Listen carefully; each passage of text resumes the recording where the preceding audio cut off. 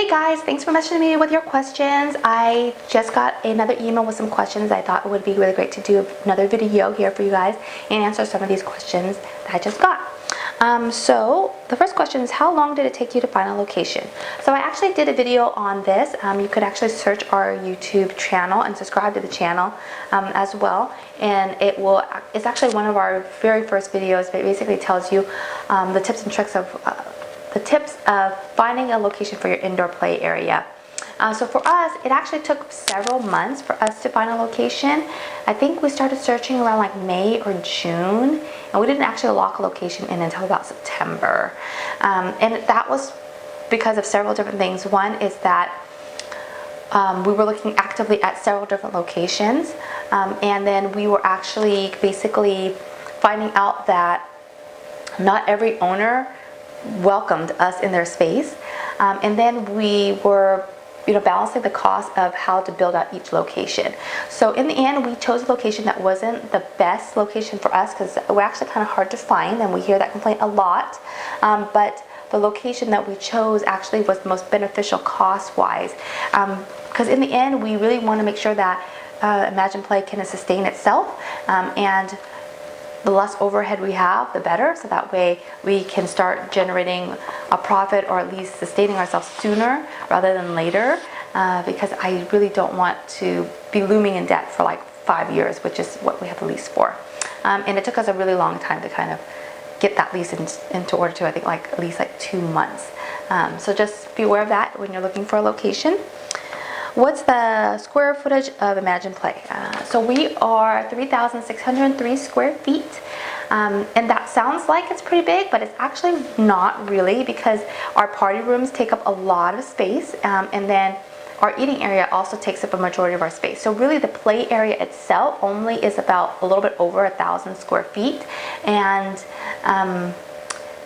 sometimes when people come there, they feel, I think, underwhelmed because they expect it to be so much bigger, but I do feel like we utilize the space really, really well, and based on the toys that we put in there. And every single day we kind of go in and just think about how we can utilize the space better to kind of fit more toys in, so without making it feel really cluttered.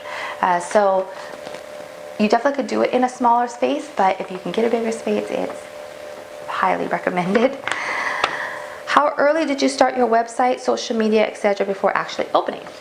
So this is what I did. I was really smart in our marketing tactics. I actually, before I even start researching for a space, I asked in some mom groups if they were interested in a space like this.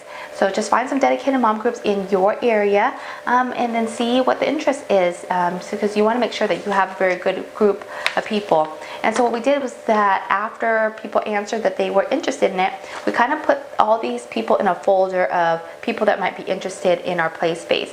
And later on, we decided that we would add them to a special group just for Imagine Play.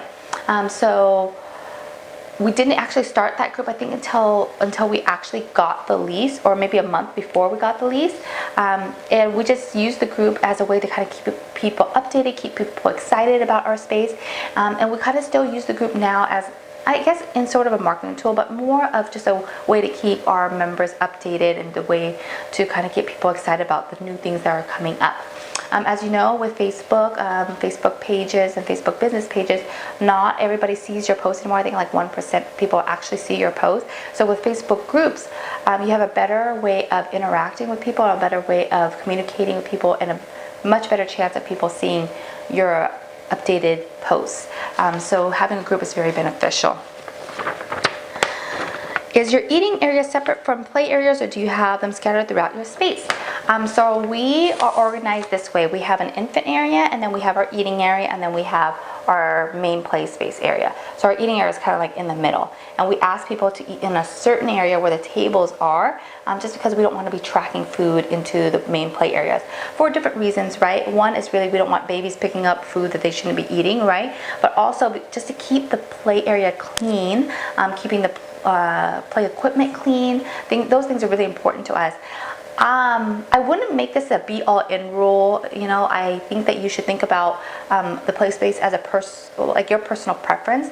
Like, just think of you as a mom, right? Or you as dad, or you as, whatever.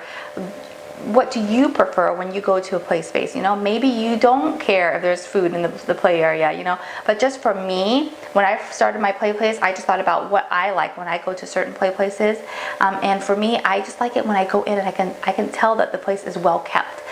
So with that being said, you know, I want to make sure that the play equipment is well kept, you know, that they're being cleaned every single day, and it just makes it easier when kids are not eating around the space and getting, you know, their sticky fingers on things, you know, toys and things like that. So it just makes it easier for us to maintain the toys, basically. So that's one of the big reasons why we don't allow food in the play area, but also for many other reasons as well. And so the last question she had was about Melissa & Doug. I saw on your website that you offer Melissa & Doug toys. Was it difficult to be approved by Melissa & Doug? It actually was not difficult to be approved by Melissa & Doug. You went through a really small interview process, and you know, they just kind of started sending you toys. They'll set up an account for you, and you just pay the account down as you start ordering more and more toys. My suggestion though, Melissa & Doug is widely distributed, meaning like Target has them, the big major toy stores have them, so Amazon has them. So really, I feel like it's much harder, even though it's easier to get Melissa & Doug toys, it's much harder to sell Melissa & Doug toys unless you are really highly underpricing yourself against all these other competitors, which you definitely can. Melissa & Doug does give you a guideline of what you should be charging, but because you're maybe undercharging so much, you're probably not making a huge profit off Melissa & Doug, which is which makes it quite hard on your wallet too when you have an account with Melissa & Doug, right?